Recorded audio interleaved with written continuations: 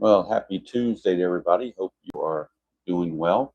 We are at the next game of the 1987 American League replay on this, what was played on Monday, July the 6th, 1987. Game 563 overall at Exhibition Stadium in Toronto. It is Texas against Toronto. Exhibition Stadium is a symmetrical multi-purpose park. So singles and home runs are both the same, lefties and righties. Toronto won the real game 6-4. And coming into this game, Toronto is 48-32. Texas is 35-44. And on the mound, Charlie Hough, the veteran for the Rangers, against Jimmy Key for the Toronto Blue Jays. We'll look at Hough later on. But right now, since he's the home pitcher, we'll focus on Jimmy Key. Look at the numbers on Jimmy Key for the 87 season.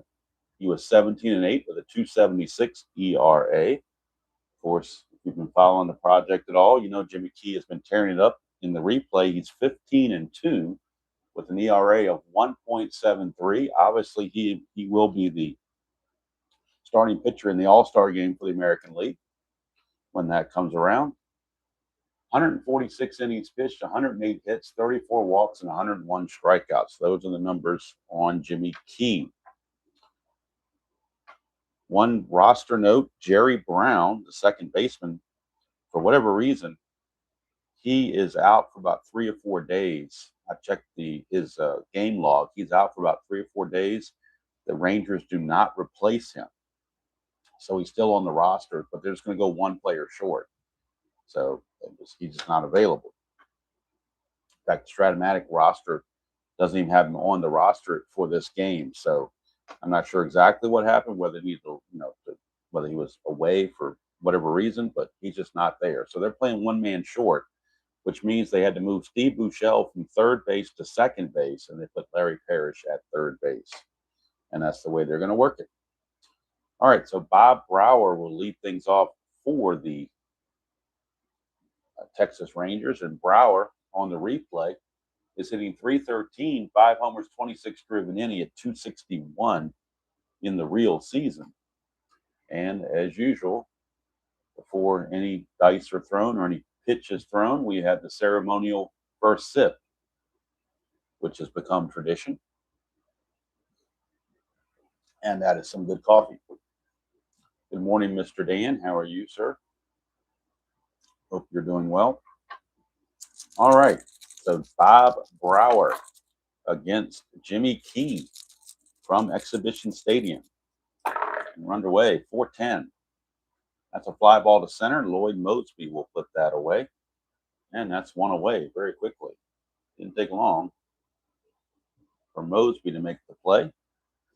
One away for shortstop Scott Fletcher. Fletcher hitting .312 on the replay, a homer, 43 driven in. He hit .287 real world.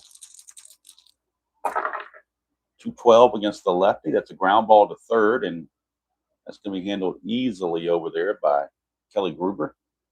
2 up and 2 down. And that'll send up Ruben Sierra, the right fielder. Sierra on the replay is hitting .278, 22 homers, 58 driven in. He hit .263 real world. And that's a 2-2 against the lefty, and that's a straight-out home run for Ruben Sierra. Get a good close-up here. 2-2, straight-up home run against the left-hander, no question about it. No D20 is needed. 2-2, it's gone. It's a home run for Ruben Sierra.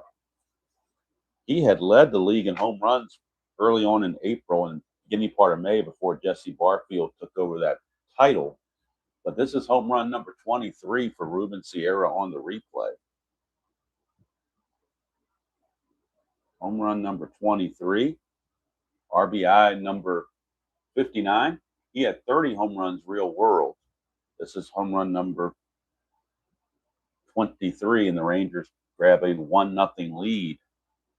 And that'll bring up Larry Parrish. Usually plays DH, but playing third base today. Is a 4.27.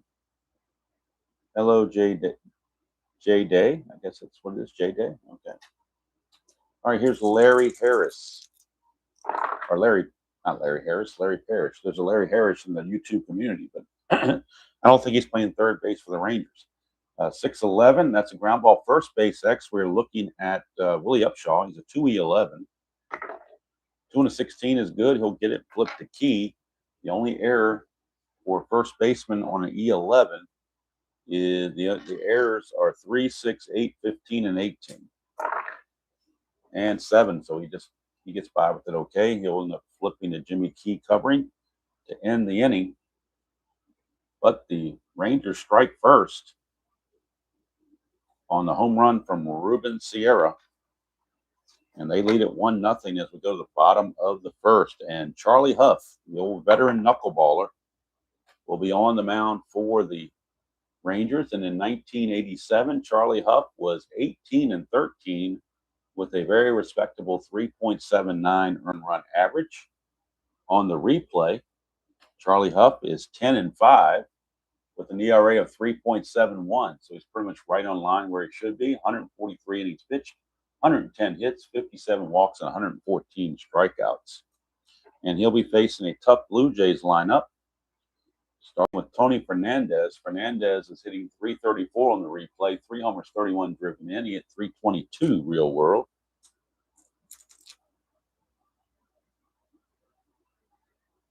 Oh, hello, Tri-Fan. So Larry Harris is going to join the retirement club as well. That's cool. I know he is an excellent bowler. That's the only main thing I know about Larry is he's a accomplished bowler, but I don't think he's a YouTube creator. I think he just watches and chats and his contribution to the community is via the chatting and stuff and so forth. But who knows, if he retires, maybe he starts a channel. That would be cool. All right, here's Tony Fernandez. I encourage anybody that wants to start a channel, please do so. We need more. 210. 210 is a ballpark single check, and that's going to be a 1-9, but that's a 16, so that will fail. And that's a line out right to the first baseman, Pete O'Brien. 1 away. And that'll take us to Lloyd Mosby, the center fielder. Mosby hitting 324 on the replay, 20 homers, 67 driven in. He hit 282 real world. 6-11, and that's going to be a ground ball right back to Hough. He's an E6. He is a 1 E6. According to the Strat computer, he has a range of 1. Didn't know he was that nimble around the mound, but that 1,200 hours of research can't be wrong, right? So E6, we're only worried about E6, 313 and 18. He's got to avoid those numbers, 313 and 18, which he does quite easily. So Hough will make the play, but apparently he's pretty nimble off the mound. So 2 up, 2 down, and that brings up Jesse Barfield, the league leader in home runs on the replay. Barfield hitting 323, 31 home runs, 77 runs batted in. He only had 28 home runs real world. He's already exceeded that, and he's still got 200 and some at bats to go. He had 263 real world. That is a 210 for Barfield, and that's a fly to center, and that will end the inning. So Charlie Hough, 1, 2, 3 in the first, takes care of the Blue Jays. We go to the second, 1-0 Rangers. Maybe Bobby Valentine might come out of hiding if they keep this up and keep the lead. Here's Pete O'Brien, first baseman. O'Brien hitting 270, 17 homers, 46 driven in. In real season, he hit 286. He had 286 real world, so he's a little bit behind at 270.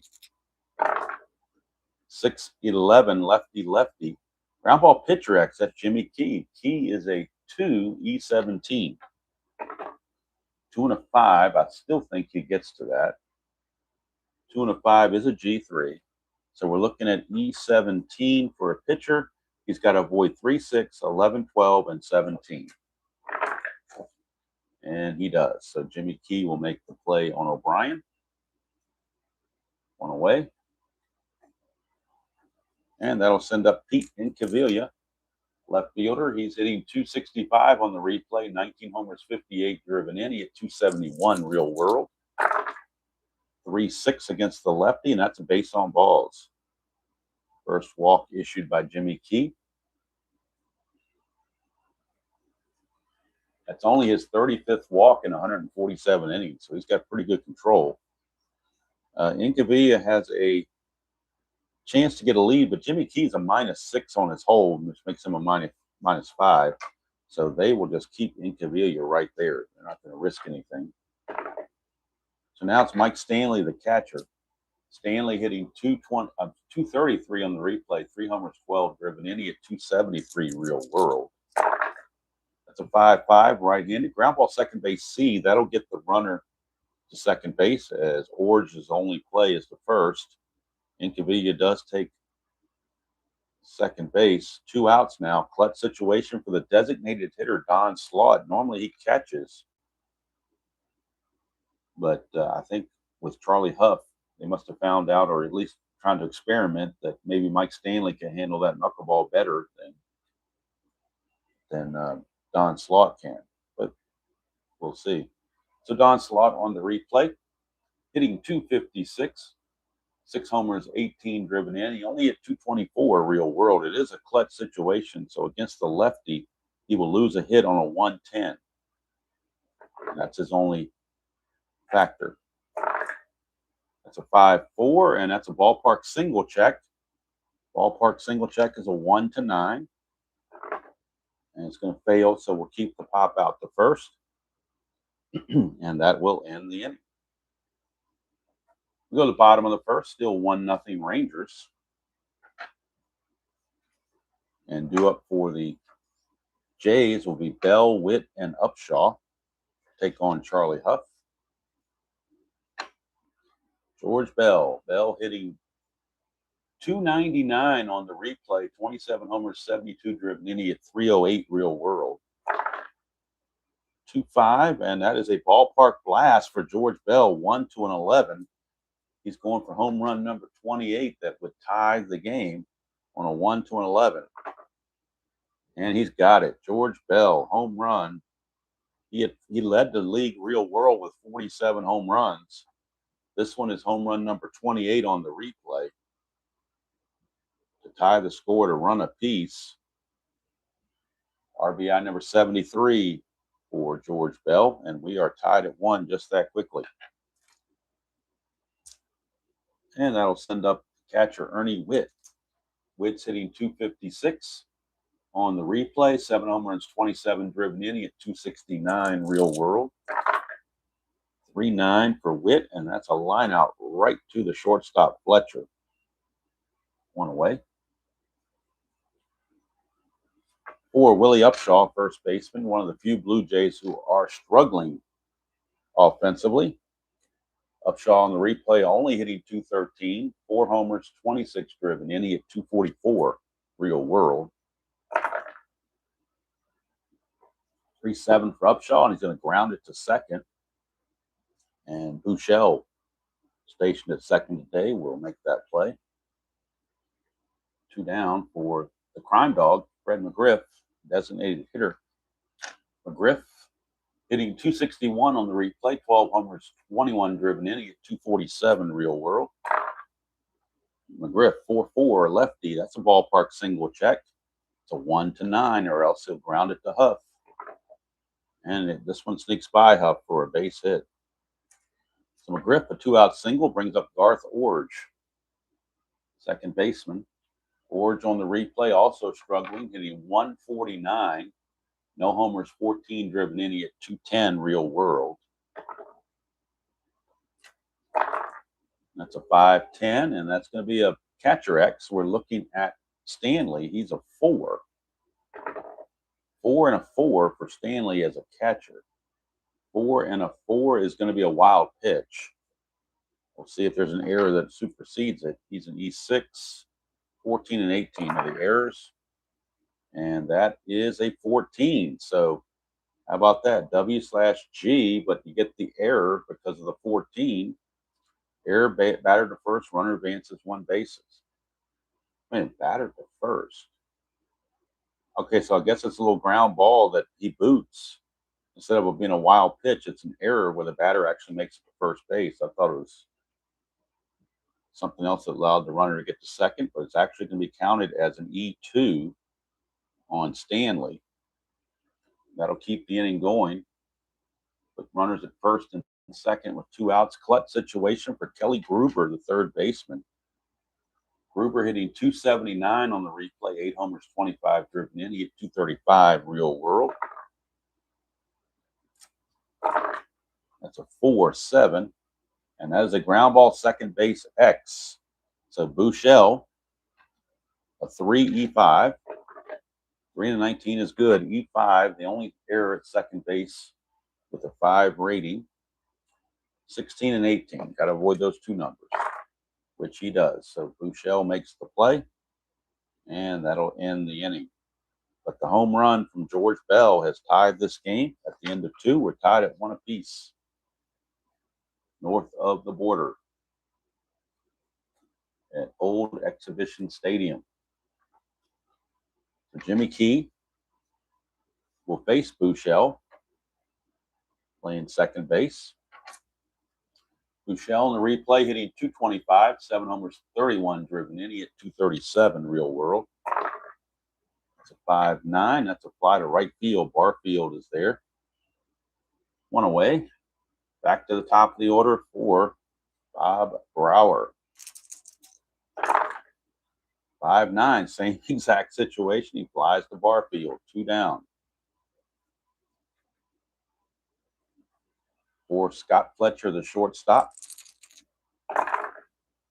And we get a 5-7 this time. It's a ground ball second base X. We're looking at Orge. He's a 4E13. 4-15, he'll get to it. E13. Second base, E13. 14 and 18 are the ones to avoid. And he does just that. So Garth Orge makes the play. It's a 1-2-3 inning for Jimmy Key. We go to the bottom of the third, still tied at 1 apiece from Toronto. Top of the order for the Jays. It will be Tony Fernandez. Fernandez lined it hard, but right to O'Brien his first time up. Hello, Dr. D. I'm glad you got Action PC, and I think they had a sale going on as a matter of fact, from what I heard. But yes, it's infinitely easier to input stats in Action PC than it is Digital Diamond. The positive about Digital Diamond is you get all the seasons, but the interface is it's 100% easier on Action PC. Digital Diamond has all the syntax you got to remember for weird situations. I just got frustrated with it. All right. You have 950 per season. I mean, you can't beat that. I mean, you just can't do it. All right, here is Tony Fernandez. That is a 1-2 for Fernandez, and that's a leadoff walk. And with Hough being a +3 hold, he's a 0, but Stanley's a +3. Fernandez is going to look to get a lead. Try to get that good lead. See if he makes something happen on the base paths. Needs a 6 or a 7. Doesn't get it.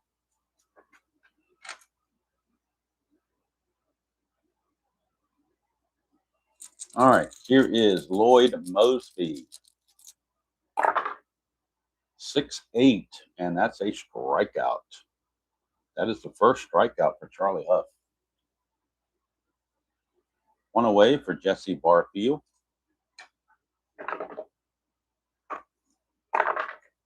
1-7. That's a home run, 1 to an 11. 12 to 20 is a double.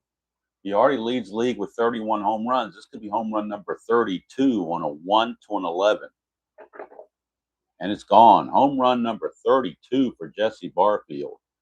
You talk about overperforming on home runs. He is doing it. 32nd home run on the replay. 2-run shot.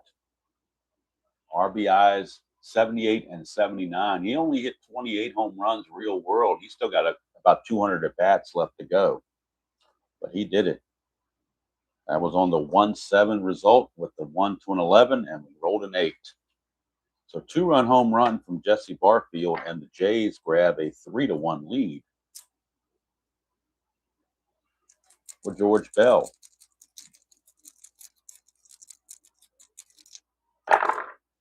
That is a 1-9 for Bell, and that's a pop out to second base. Bouchel's got it, 2 down. And Dan, I did not pull the trigger. I thought about it, but I'm going to let the free shipping pass me by from Strat-O-Matic because I've got enough Strat-O-Matic stuff right now. I really don't want any more.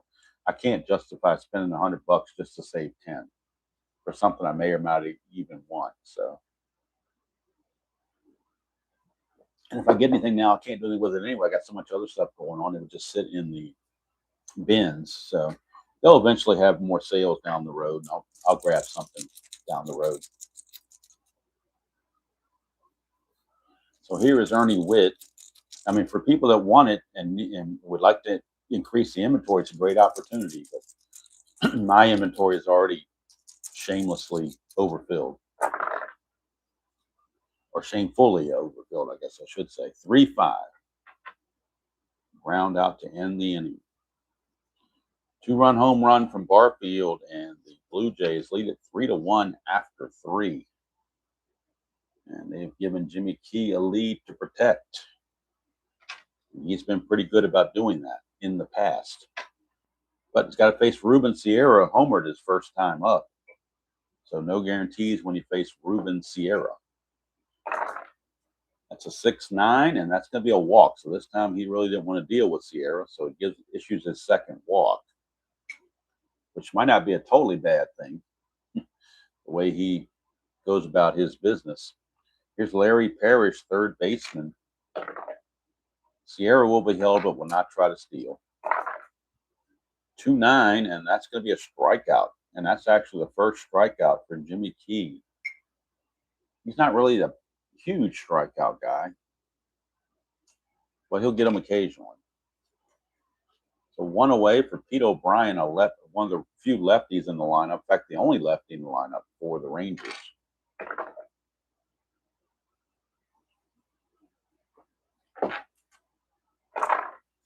That is a 4-6, and that's a strikeout. So back-to-back strikeouts for Jimmy Key.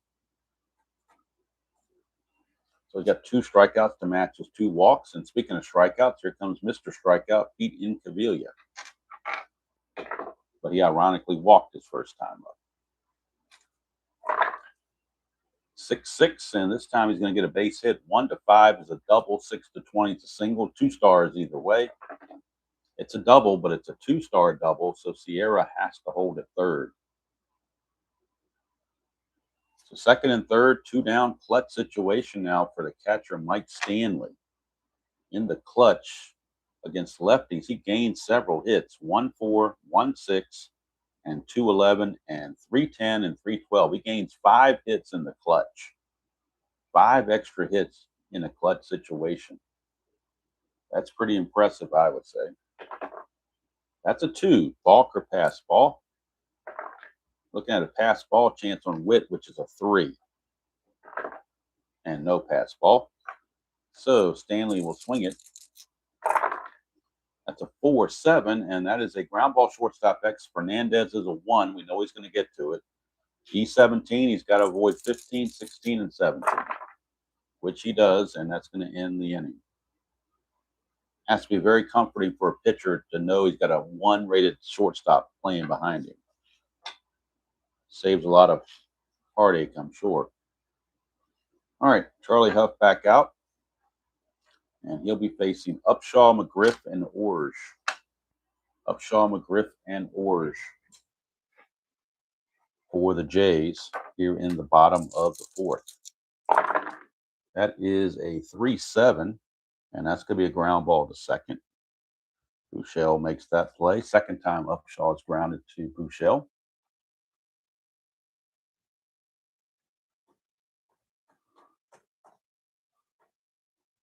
One away for the crime dog, Fred McGriff. 1-8 for McGriff, and he's going to draw a base on balls.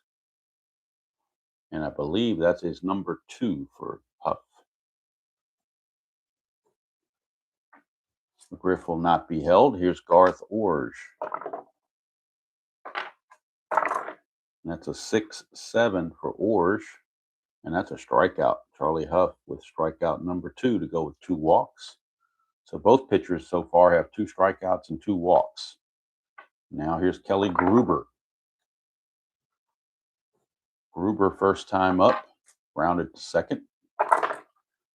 4-9, and this time he will strike out. So Hough gets his 3rd strikeout. 1, 2, 3 go the Blue Jays. We go to the 5th, and it's still 3-1 Toronto. Both pitchers have fatigue numbers of 7, so they're both highly capable of completing the game, depending on how well they're pitching. But fatigue should not be an issue. Here is Don Slaught, catcher. And that's a 2-7 for Slaught against the lefty. Struck him out. 3rd strikeout for Key. 1 away, and that's going to take us to Steve Buechele, second baseman. 1-3, and that's a ballpark single check. 1-9. And that's going to fail, so that will be a liner to Fernandez. 2 down. For the top of the order, and Bob Brower. 3-4 for Brower, and that's a home run 1-2, and a double 3-20. So 2-out double for Bob Brower.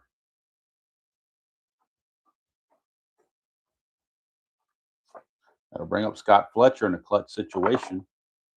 Fletcher against lefties in the clutch loses 1 hit on 3-9. I'm sorry, on 2-9. That's a 4-7 though, and it's going to be a ground ball to shortstop X. So again, Fernandez is a 1. We know he's going to get to it. He's got to avoid 15, 16, and 17. Easily done, and that's going to end the inning. That's, again, that safety blanket back there at shortstop really helping his pitchers out, having that 1-rated shortstop. So we go to the bottom of the 5th. Still a 3-1 Blue Jay lead. And the top of the order for Toronto, Tony Fernandez will lead things off, followed by Mosby and Barfield. 4-10. Switch hitter batting left is a fly ball to left, and Incaviglia will put that one away. 1 down, and that's going to take us to Lloyd Mosby. Mosby is 0 for 2. 4-7, and now he draws a base on balls. So that is walk number 3 for Hough to go with 3 strikeouts. And Mosby will be looking to get a good lead. He needs a 2 through 5 to get the good lead. That's a 2, though, so it's a chance that Hough will balk. His balk rating is a 13. And he does not balk, but that means Mosby cannot establish a good lead any longer. And Jesse Barfield's at the plate. Had a 2-run homer his last time up. 6-12. It's a ground ball back to Hough. He'll get the force at second base, but the return will not be in time. Fielder's choice, 1-4. You're scoring at home, you know you should be. Barfield's at first, 2 down. Nobody, not going to be held on or go anywhere. And here's George Bell. He homered in his first at bat. 110, and he might homer again. That's a ballpark blast for George Bell on a 110. Ballpark home run chances are 1-11. He can't do it this time. He sits a deep fly to left, hauled in by Incaviglia, and Charlie Hough got away with one. Knuckleball didn't dance quite as well as he hoped, but he got a break. Bell got under it, and we completed 5 here at Exhibition Stadium. The score still 3-1 Toronto. And Jimmy Key, since getting that lead, has kind of been in control. His one nemesis has been Ruben Sierra. He's got to deal with Sierra right here.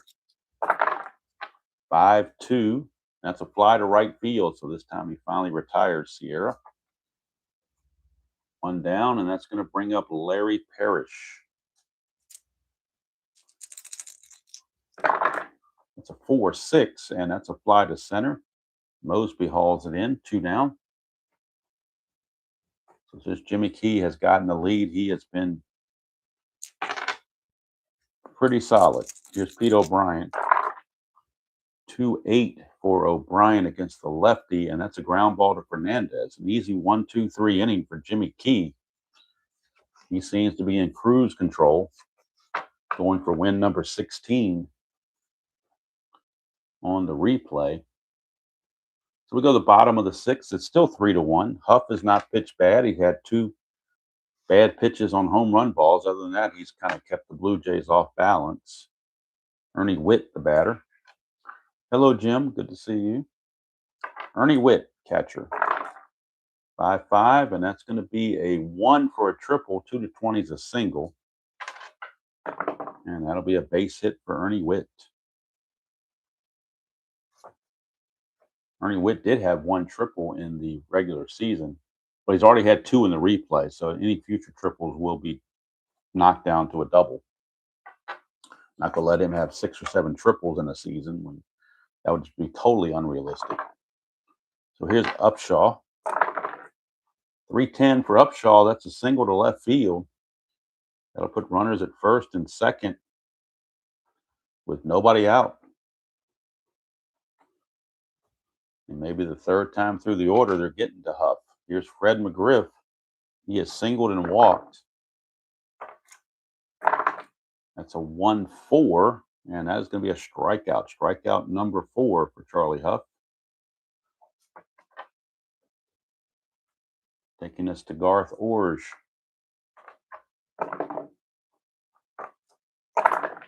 There's a 1-3 for Orge. He's going to pop it up to O'Brien at first base. 2 down. And now we got a clutch situation for Kelly Gruber. Gruber in the clutch against right-handers. Loses a hit on 2-3, 3-8, and 3-9. So 3 hits get taken away in the clutch situation. 6-4 is a ground ball third base X. This could be iffy because you got Larry Parrish over there, a 4.27. Normally a DH, but playing third base today. 4-11, he might get by with that. Let's see here. 4-11 is a G3, so he does get to it. But now the E27, he's got to avoid 9, 12, and then 15 through 18. 9, 12, and then 15 through 18, which he does. So Parrish makes the play to end the inning, and Hough pitches out of the mess. Keeps the score 3-1 after 6.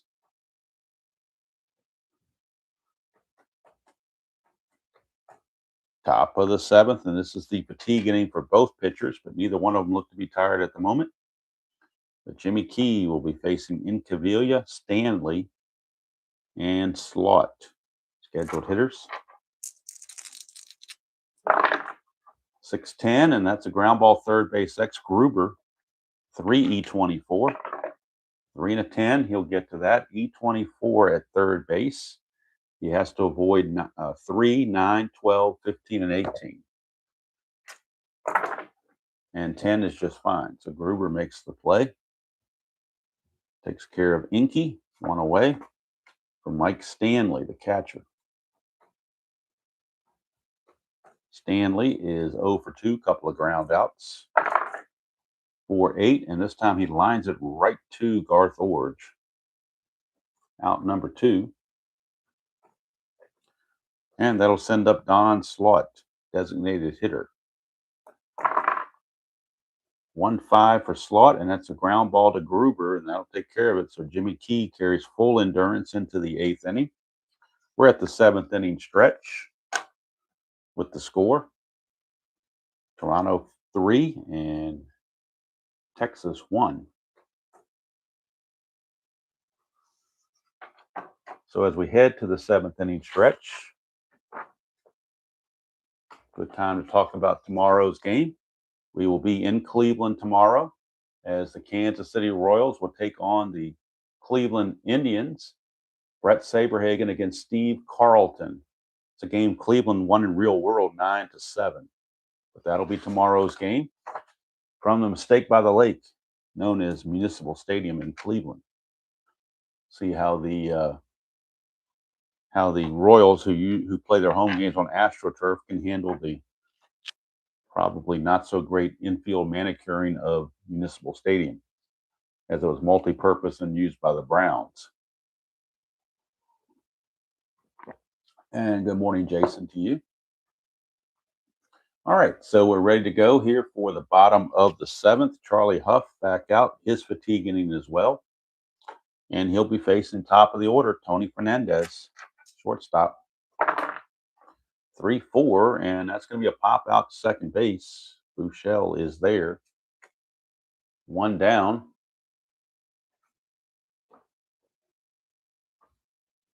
Painted dirt, that sounds about right. Particularly in the later part of the season when the Cleveland Browns started playing their exhibition games and early season games and really tore up the grounds there. Although, as far as the NFL goes, I do miss those games. Watching those, I like watching the old NFL games where they had the dirt infield. I really like those. Nobody muds as good as Cleveland does. All right, here's Mosby. That's a 5-9, and that's going to be a strikeout for Hough. That's his fifth. So Hough doesn't seem to be slowing down either. Just made those two mistake pitches. Other than that, he's been pretty much right on. Here's Barfield. 4-3, and that's a fly ball left field X. We're looking at Incaviglia. 4E16. 4-10. That's going to be iffy. We'll have to check it out. 4-10. He might get to that, but I think it's going to drop, actually. 4-10 does drop. It's going to be a single. E16, that's not good either. He's got to avoid 4, 6, 12, 13, and 17. And that's a 5, which is supposedly a rare play, but with nobody on base, it's kind of hard to have a rare play. Although maybe not. Let's see here. No, that's not going to work. So we're not going to have a runner thrown out. We're not going to have the ball thrown behind the runner at first base when it's hit the left field. That just doesn't make any sense. Hit the right field, yes, I'll do it. Not the left field. That's just totally bizarre. Another instance of the not so rare plays. Here's George Bell. 2-3, and that is a fly to center to end the inning. You would think with 1,200 hours of research, they could research some rare plays, but I guess that 1,200 hours of research is all tied into strictly statistical accuracy, and the rare plays are just kind of an afterthought. Not even a thought, probably. Here's Jimmy Key back out to face Bouchel in full, and he's got full endurance going here. Bouchel, they may pinch hit for Bouchel. Let's look at who's on the bench. Again, they're playing without Jerry Brown. So if they wanted to put a second baseman in, they could always go with Kurt Wilkerson. And he's actually a decent hitter. But I'm thinking that they would not pinch hit for Bouchel. I think they're going to just go with it. I mean, we know what Bouchel is going to do for the whole year. He's going to end up hitting 237. But I think in July that Bobby Valentine would stick with Bouchel. So we will too. 4-2. 4-2 is a ground ball back to Jimmy Key, so it didn't matter who we had pinch hitting, they would have grounded out to Jimmy Key. So that's one away. Oh, wrong spot. Put it up here. I don't know why I do that sometimes. I put the score in the wrong half inning. Good thing for the correction tape. Saves a lot of hassle. All right, here's Bob Brower. Brower is 1 for 3. Hit a double his last time up.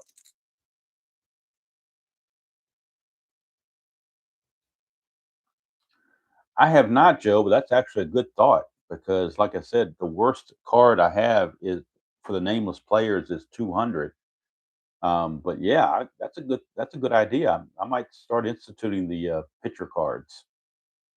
That's a very good idea, actually.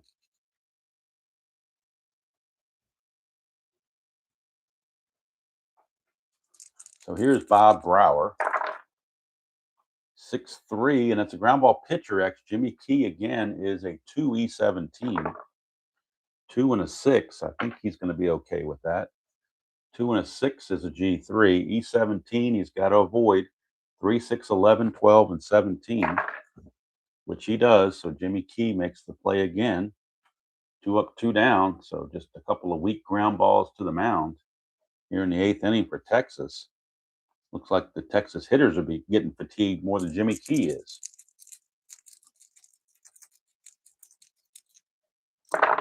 And that's 210. 210 against the lefties is a solid base hit for Scott Fletcher. Brings the tying run to the plate. So Fletcher's not even going to think about trying to steal. Now, when you got Ruben Sierra at the plate, he can tie the game with one swing of the bat. He's already hit a home run in this game. So we'll see if Jimmy Key can pitch around Sierra. 6-10. Ground ball third base X. That's Gruber. Gruber is a 3E24. 3-14 is going to be good. He will get to that. 3-14, not a problem. E24 at third base. He's got to avoid 3, 9, 12, 15, and 18. And that is a 15. I think that's one he had to avoid.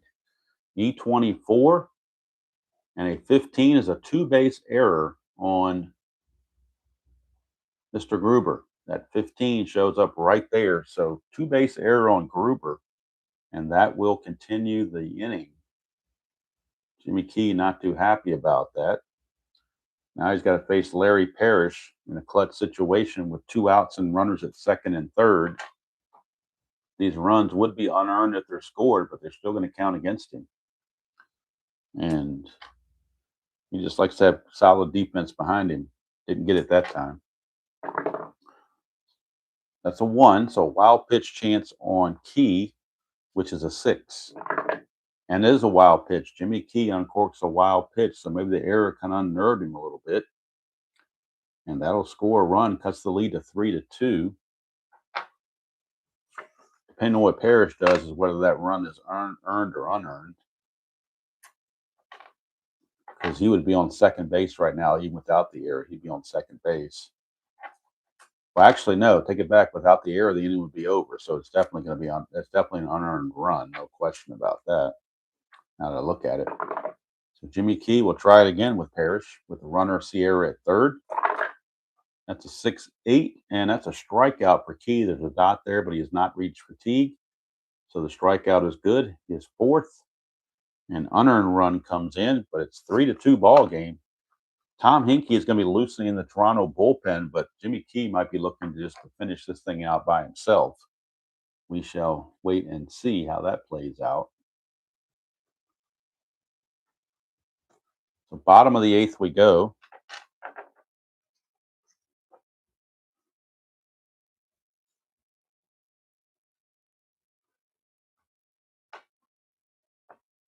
That's Joel. That's good to know those averages. I didn't even that. Now that's thinking outside the box. So I like that. That'll give me something to go by. I was kind of seemed like I was just tied to those nameless players, but now that I think about it, that suggestion by Joe works very, very well. All right, so here is Ernie Witt against Hough. That's a 210 for Witt, and that's whoa! Look at this. As soon as they give up a run, they get it right back. A 210 for Ernie Witt against the right-hander is a solid home run. No questions asked. No D20 needed. Clean as a baby's butt. It is gone. It's 4-2 now as Ernie Witt goes deep. Don't really think of Ernie Witt as a home run hitter. He did hit 19 home runs, though, so it's not like he can't hit home runs. He did hit 19 of them. As far as the replay goes, for Ernie Witt, that is home run number 8. RBI number 28.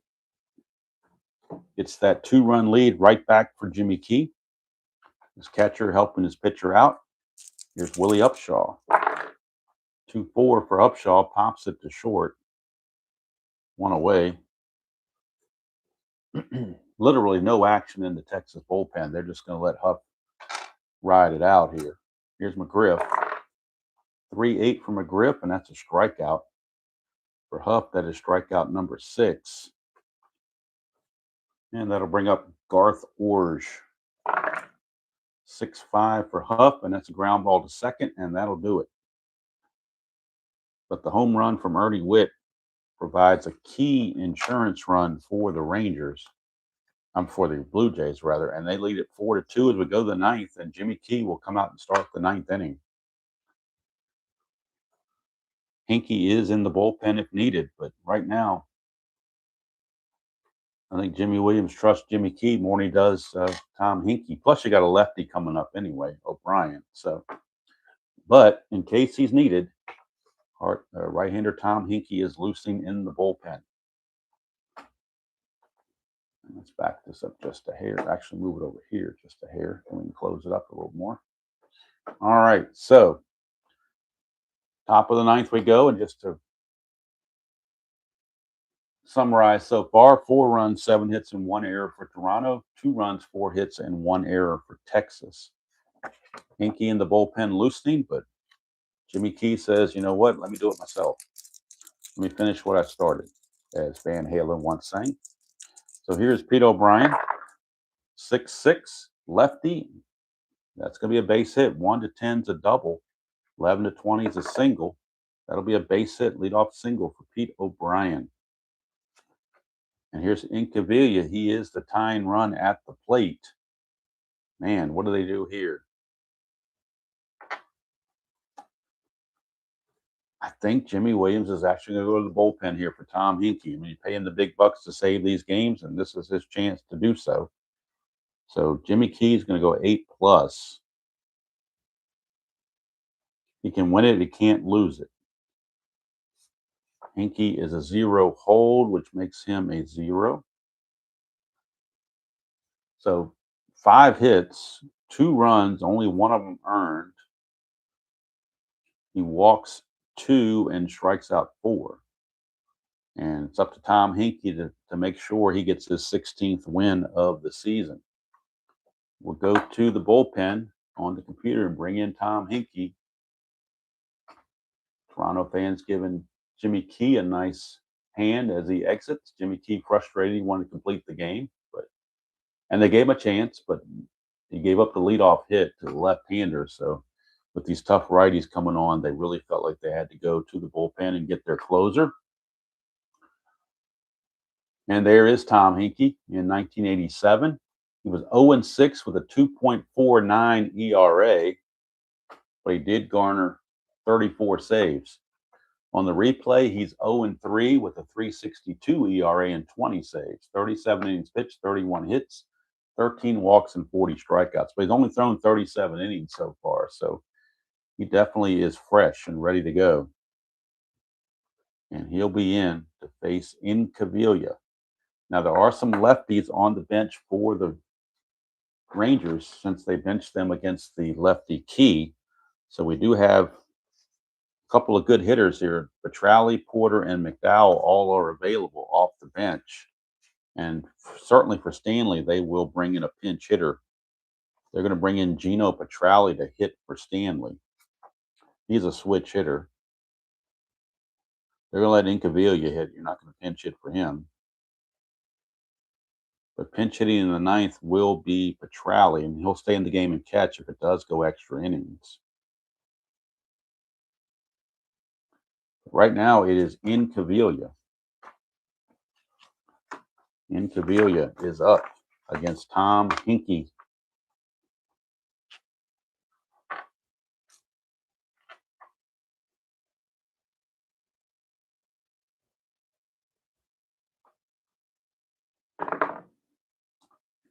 Hinkie, 6'8" for Hinkie, and he struck him out.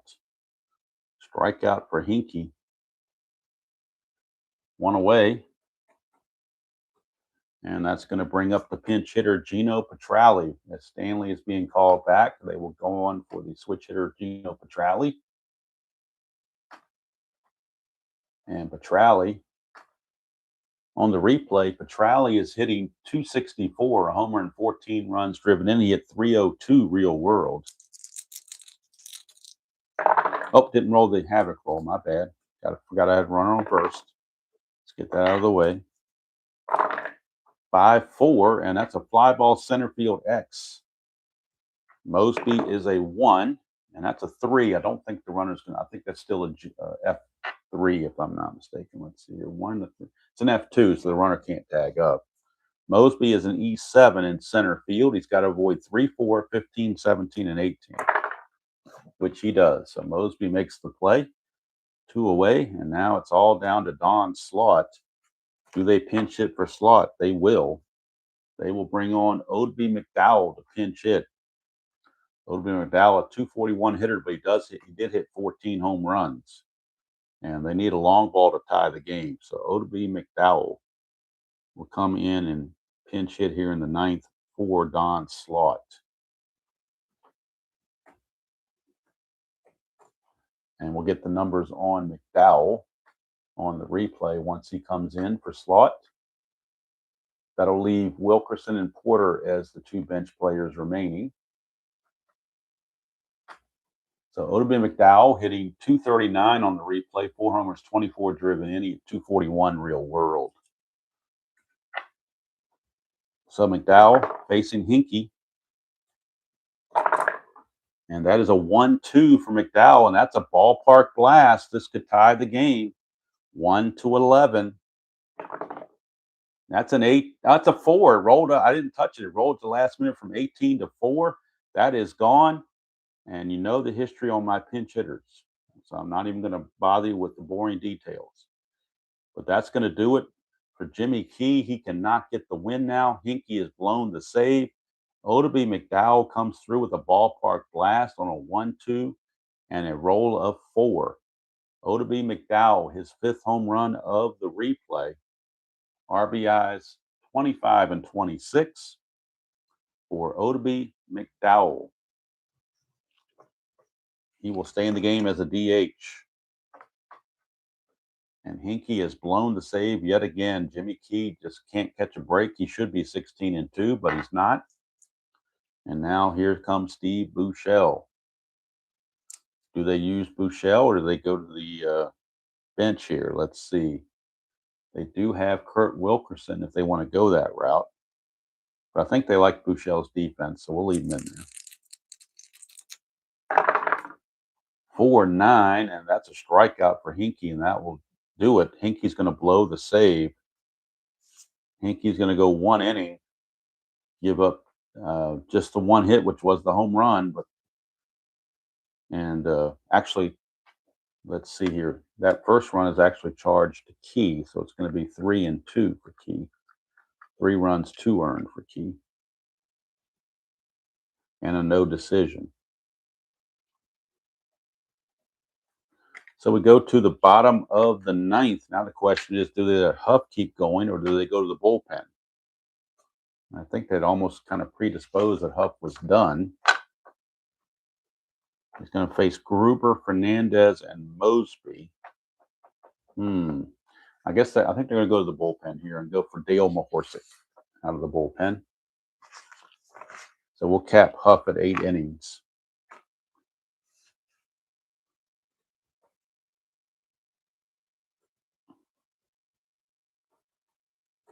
And we got to make some changes in the computer before I can continue. Petrali will stay in the game to catch. McDowell stays in as the DH, and coming into pitch is Dale Mahorsic for the Rangers. And we'll get the numbers on Mahorsic. Real world, Mahorsic was 7-6 with a 2.99 ERA and 16 saves. On the replay, he is 4-2 with a 5.26 ERA and 4 saves. So he's had his struggles. 39 innings pitched, 47 hits, 6 walks, and 24 strikeouts.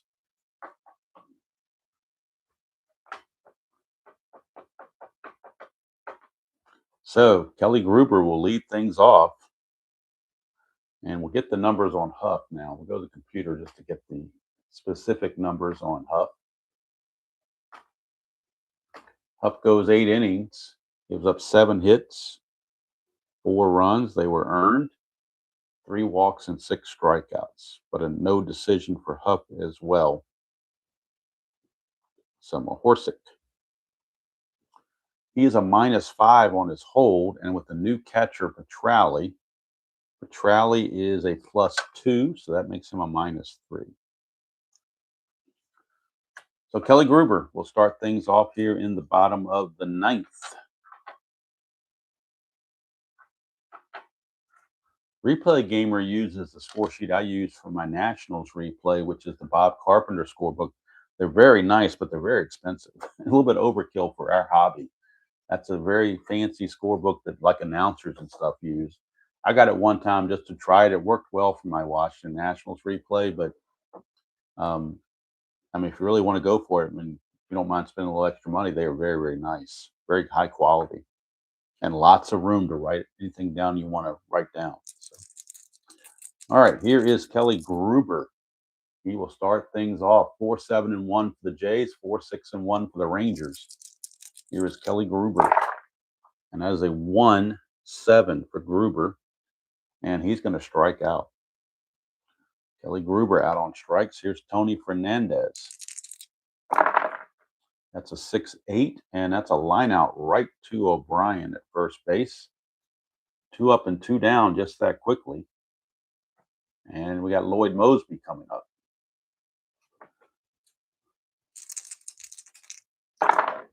That is a 6-8, and that is a line out to first again. So hard hit ball, but 3 up, 3 down, and we've got extra innings. Or as someone once said, free baseball. Not that it costs anything, but it's already free. But we go to the 10th, and the Blue Jays will need a new pitcher, as Hinkie could not get the job done. So let's see who's coming up for the Rangers. We got righty switch, so they're going to go to Mark Eichhorn out of the bullpen. They will bring in Eichhorn. He's rubber armed. He could pitch a couple innings if he has to. They don't usually want to pitch Hinkie more than 1 inning. So Eichhorn is on. If we look at the numbers on Eichhorn on the real season, he was 10-6 with a 3.17 ERA and 4 saves. On the replay, he is 1-1 with a 3.38 ERA and 1 save. To date, he has pitched 56 innings, 48 hits, 22 walks, 44 strikeouts. So extra inning time it is here at Exhibition Stadium. And it will be the top of the order, Bob Brower, Fletcher, and Sierra.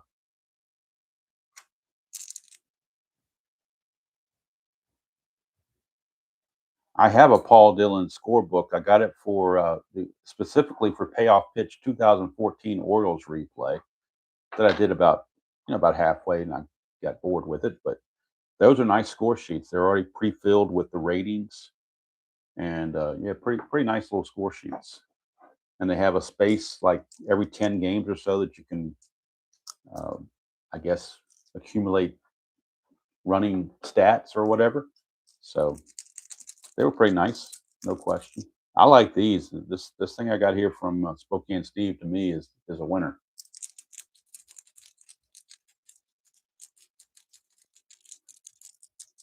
All right, here is Bob Brower against Eichhorn, 2-12. And for Brower, that's a ground ball to short. 1 away for Scott Fletcher, 6-8, and that is a strikeout. Eichhorn gets the K. 2 away, 2 up, 2 down. Let's get back to the Strat computer here so I can put these in. So we got a ground ball to short and a strikeout. And now here's the dangerous Sierra. He can untie this game very quickly with 1 swing of the bat. 5-5, and it's a 1-2 triple. 3-20 is a single, and that's a 2-out single for Ruben Sierra. Eichhorn is a +9 hold, so that's going to definitely induce thoughts of trying to get a good lead, as he is a +5. So Sierra is going to try to get this good lead. He needs a 3, a 6 through 8, or he can't roll an 11 or he's caught. So he needs a 3 or a 6, 7, 8. And he gets a 4, which is not going to do it. So Sierra will hold, and that will bring up, although I wonder if we can go without the good lead. Nah, wouldn't be worth it. So here's Larry Parrish. Larry Parrish. 5-7, and that's a ground ball shortstop X. We're looking at Fernandez. Again, he's a 1, so we know he's going to get to it.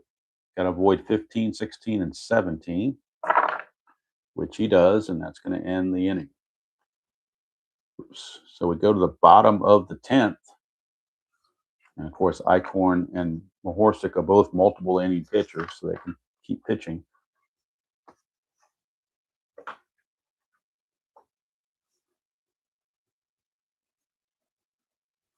So we go to the bottom of the 10th.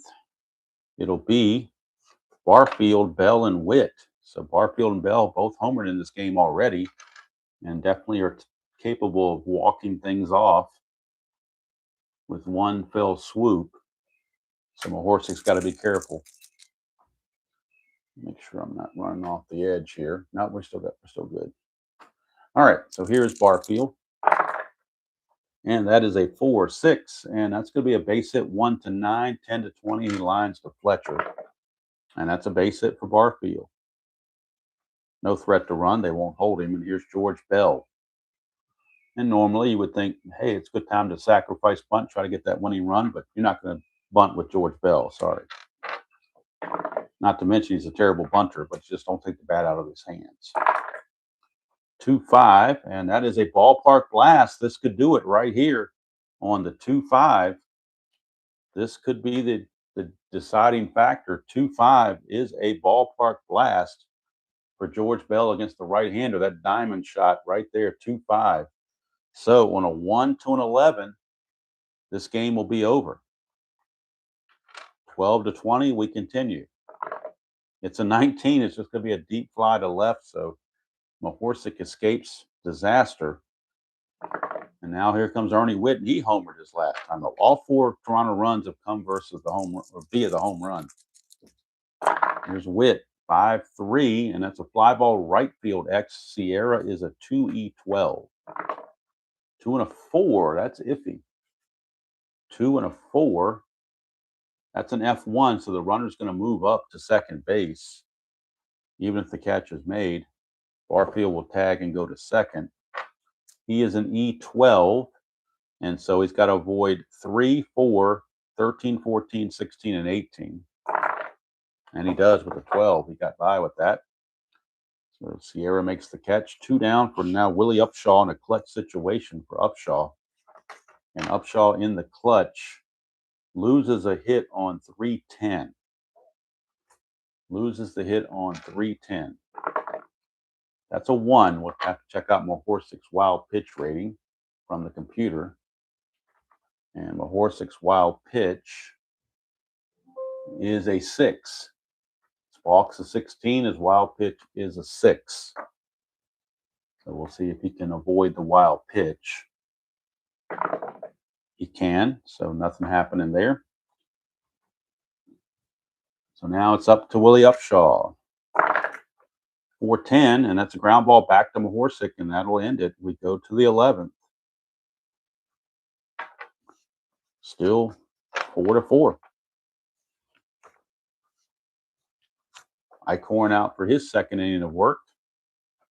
We'll be facing O'Brien, Incaviglia, and Petrali for the Rangers.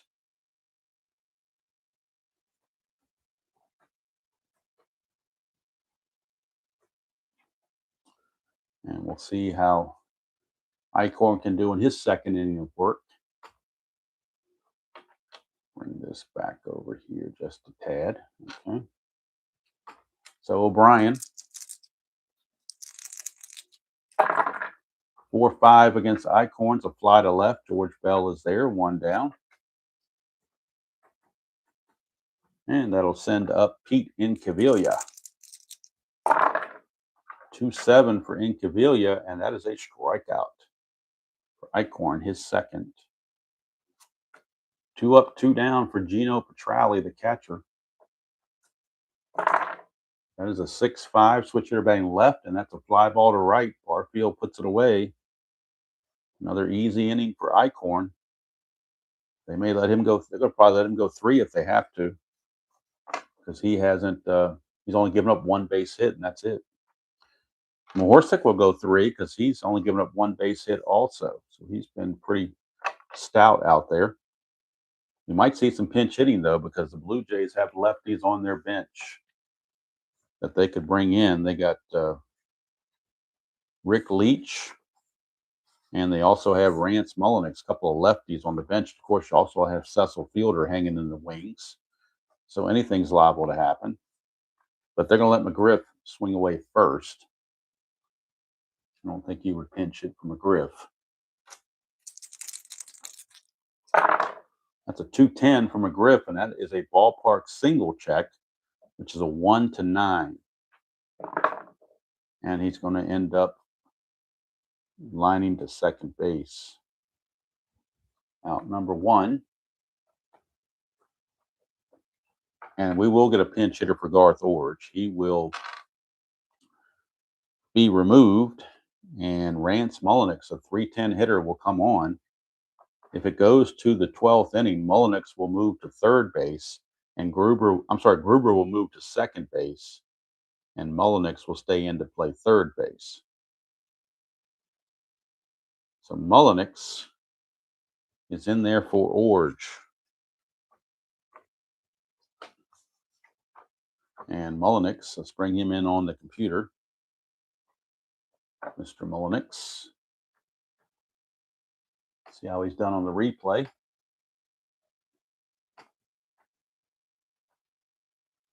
Mulliniks on the replay, hitting 363, 8 homers, 26 driven in. He hit 310 real world, but he's really been killing it in the replay. Mulliniks.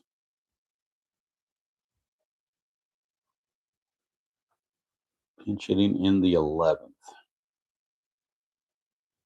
Rance Mulliniks. Well, that one die didn't go through, so let's do it again. Went over the edge. There we go. Now it's in there. 4-8.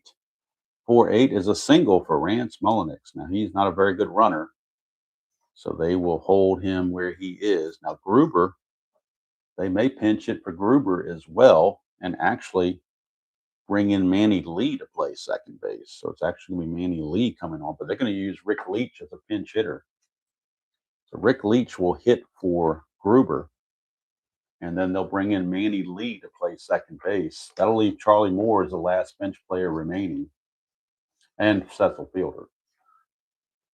So Manny Lee will take over at second base, but first thing, Leach is going to pinch hit here in the 11th. If it goes to a 12th, Lee would take second base in the 12th. If it gets there. It's got to get there first. So Rick Leach will come on and hit. And we'll get the numbers on Leach. 282 average real world with 3 home runs. Got to bring him on in the computer as he bats for Gruber. See what Leach has done on the replay. On the replay, Rick Leach is hitting 313, 2 homers, 9 driven in.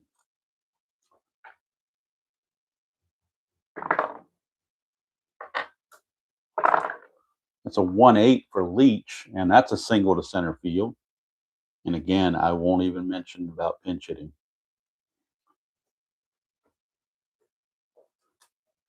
So Leach is on, and Manny Lee will come in and run for Leach. And of course, stay in the game to play second base if it goes that far. And that brings up Tony Fernandez.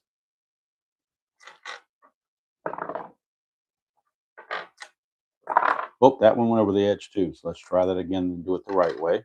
Slipped right out of my hand. There we go. 3-5 for Fernandez, and that's a single 1-16. It would load the bases. It's an 18 though, so that's going to actually be a line out to second base. Snagged by Bouchel. Whoops, wrong spot. Snagged by Bouchel. Easier for me to say. And that is 2 away. And it'll be up to Lloyd Mosby to get it done. Mosby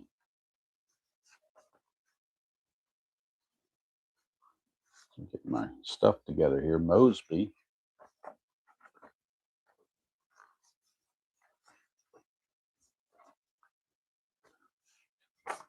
In the clutch for Mosby against right-handers, he will lose a hit on 3-9.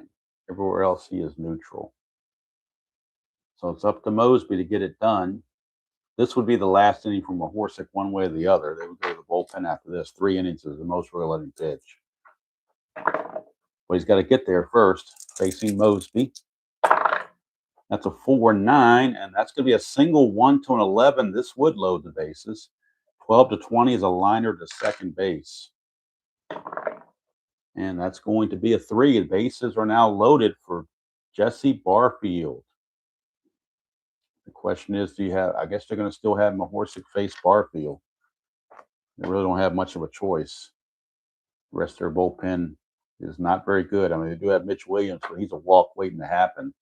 And you cannot walk the base. You can't send him in with the bases loaded and put that kind of pressure on him. Mahorsic is officially tired, though. So that gives us another thing to think about. Mahorsic, since he is tired, that would turn that 4-8 into a single, as well as 6-7. So he would lose a couple of outs, but I think they're going to take that gamble and see if Mahorsic can get this final out against Barfield. In the clutch for Barfield against righties, he loses a hit 1-8 and 2-12. So maybe these two anti-clutch outs outweigh or even up the odds on those fatigue results for Mahorsic. We'll see. Bases are loaded, 2 outs. It's all up to Barfield. He is 3 for 5 on the day with his 32nd home run. So Barfield could be the player of the game if he comes through here. 1-6, and he struck him out. Mahorsic strikes him out, and we go to the 12th. What a job by Mahorsic. He goes 3 innings out of the bullpen and shuts out the Blue Jays and keeps the score where it is. So let's get the totals on Mahorsic. First of all, we got a fixed defense here for the Blue Jays. Manny Lee is at second base, and Mullenix is at third base. And they will also, let's see, will they bring in a new pitcher? Eichhorn has gone 2 innings. I think they're going to let Eichhorn keep pitching. They gave Mahorsic 3 innings, so why not give Eichhorn 3 innings as well? Get the numbers off the computer for Mahorsic. 3 innings pitched, 4 hits, no runs, obviously. No walks, 2 strikeouts. Now we do have McDowell. I forgot to write him in here. He's DH instead of slot. So you do have McDowell leading things off, followed by Buechele and Brower. You got 1 lefty and 2 righties, so I think they're going to stick with the right-hander here. We start the top of the 12th. Eichhorn and McDowell. Eichhorn and McDowell. And I know I'm probably running out of room here since we got into the 12th inning. See if I can back this up one. It's backed up as far as it'll go. Well, if it comes up into the 3 or 6 column, I will move it over. How about that? All right, so here is McDowell against Eichhorn. That's a 4-8, and that's going to be a strikeout for Eichhorn. Picks up his 3rd strikeout. 1 away for Steve Buechele.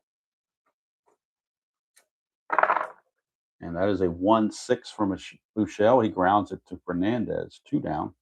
So it looks like Eichhorn has a good chance of pitching 3 shutout innings in relief. Here's Brower. 1-8 for Brower, and that's a walk. 2-out walk. And Brower will be looking to run against Eichhorn for sure. He needs a 2 through 9 to get the good lead. So this is almost going to be automatic. Yep, 2 through 9 gets the lead. He's a 15, being held as a 13, but the +5 is an 18. 1 to 18, he steals it. And he's in there, stolen base. So now the go-ahead run is in scoring position with 2 outs for Scott Fletcher.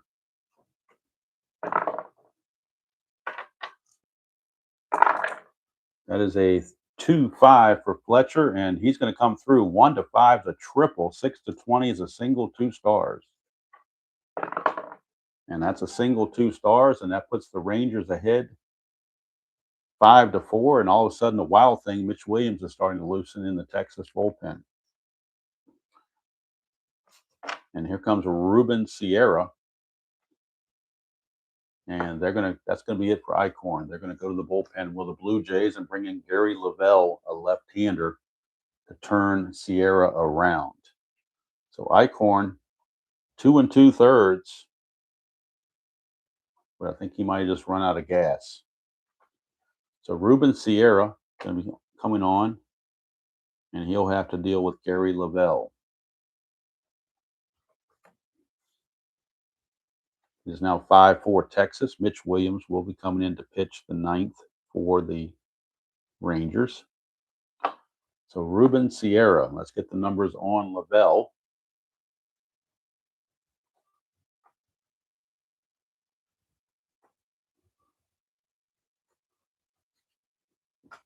The computer is not saying Eichhorn is tired, but I think he might be. And now we go to Gary Lavelle out of the bullpen. Gary Lavelle, real world, was 2-3 with a 5.53 ERA and 1 save. On the replay, he has vultured some wins. He's 4-0, but his ERA is 6.14. 15 innings pitched, 16 hits, 12 walks, 12 strikeouts. And it seems like when Lavelle pitches, Toronto scores runs. So maybe that's another reason to bring him in. I don't know. So runner at first, Fletcher will not go anywhere. He will be held. He won't go anywhere. And Sierra will turn around, bat right-handed. 1-7, and that's a ground ball to third, and that'll end the inning. So the run comes in. It's charged to Eichhorn, which it is an earned run. Eichhorn's going to give up 2 hits. He walks 1, and that 1 walk was costly, and he struck out 3. So we go to the bottom of the 12th, last chance for the Blue Jays. It's going to be Bell, Witt, and Upshaw. A couple of lefties, but they don't have much on the bench. Well, they do have Fielder. Fielder will hit for Upshaw for sure. He will hit for Upshaw. No question about that. Don't know if they'd have Charlie Moore hit for Witt or not, because Witt's a pretty good hitter, lefty or righty, I think. But Fielder will definitely come in and hit for Mr. Upshaw. So we will have Cecil Fielder coming on to pinch hit. And he would stay in the game to play first base if it goes to the 13th inning. And I hope it does not, because can't play all day, obviously. All right, so let's go to the Texas bullpen and get out the wild thing, Mitch Williams, and get his numbers.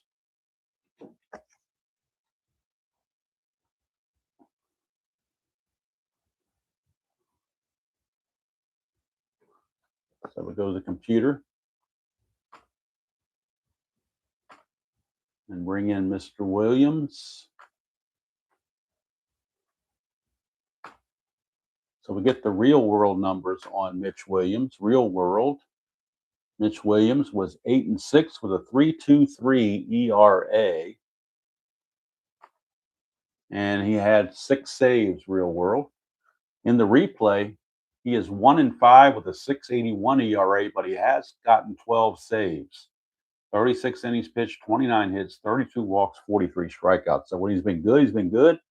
When he's been bad, he's been bad. So Mitch Williams will be facing George Bell to start things off.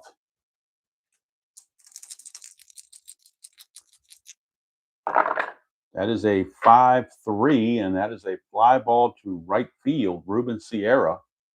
Sierra is a 2E12.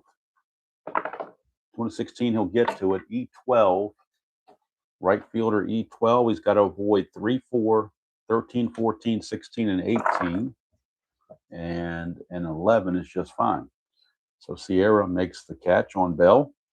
That'll bring up Ernie Witt. I actually put this in the wrong spot. It should be here. Ernie Whitt is not being pinch hit for. It is Upshaw who's being pinch hit for. Ernie Whitt will hit like normal. I got those a little bit out of order. So Ernie Whitt's still going to hit. 269 hitter. And he will hit against Mitch Williams. Or do they? Let's see. Charlie Moore. Only a 215 hitter, though. But, man, if you can get something off of Williams' card, you might have a chance. But they're going to stick with Whitt. They're going to stick with Ernie Whitt. Charlie Moore is just a bad hitter.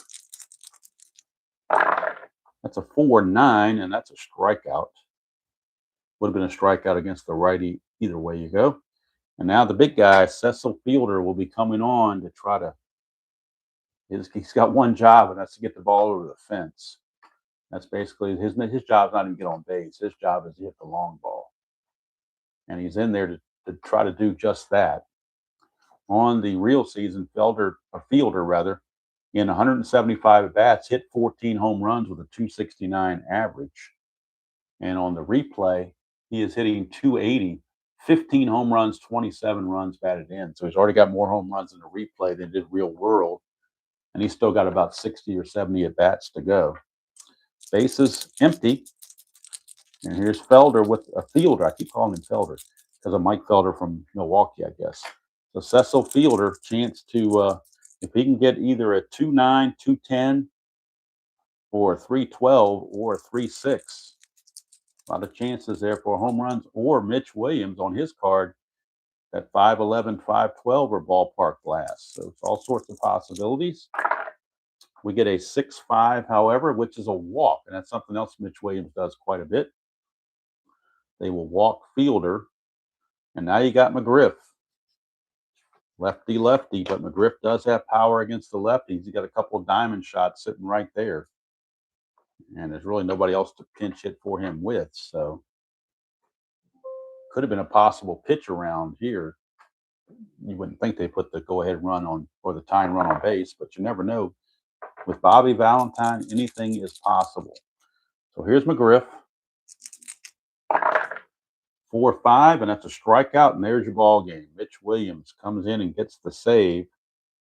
That'll be his 13th save of the season for Mitch Williams. And a crushing loss for Toronto as they will drop another game to Milwaukee. Loser is Eichhorn.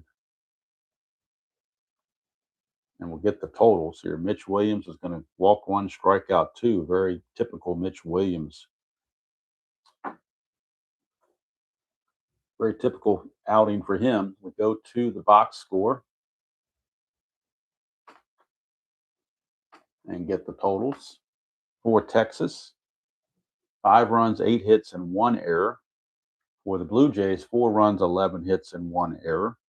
But the error for Toronto was much more costly as that provided an unearned run to come in that even got us into position for extra innings. But there you go. The winner is Mohorsic. He's now 5-2 on the replay. Eichhorn, the loser, drops to 1-2. And unfortunately, Jimmy Key, he gets a no decision. 8 innings pitched, only 2 earned runs. His ERA is at 1.76, and he's still stuck at 15 wins. So there you go. Texas improves to 36-44. Toronto drops to 48-33. As we look at the standings now, Toronto, second place team to Milwaukee, but they drop another half game. They're now 7.5 back, depending on what Milwaukee does in their contest against, I believe they're playing Seattle. Texas, 12 games back now. They're only a game back of catching Chicago for 5th place, but that's really irrelevant. So that's going to do it. And again, tomorrow, we'll be in Cleveland for the Royals and the Cleveland Indians. That'll be tomorrow's game at roughly 9:15 tomorrow morning. Of course, tonight we have the Colorado Rockies and their 2025 replay, and they'll start a 3-game home series with the San Diego Padres. They just got swept by Detroit in Colorado, and now they're still home for 3 more games against the Padres. That'll be tonight around 9:15 or so. So thank you all for spending part of your Tuesday morning with me. And those that catch it later, thank you all for tuning in and finding the content reasonable enough to spend your time watching it. So until next time, enjoy playing whatever game you choose to play, however you choose to play it, and we'll see you all down the road.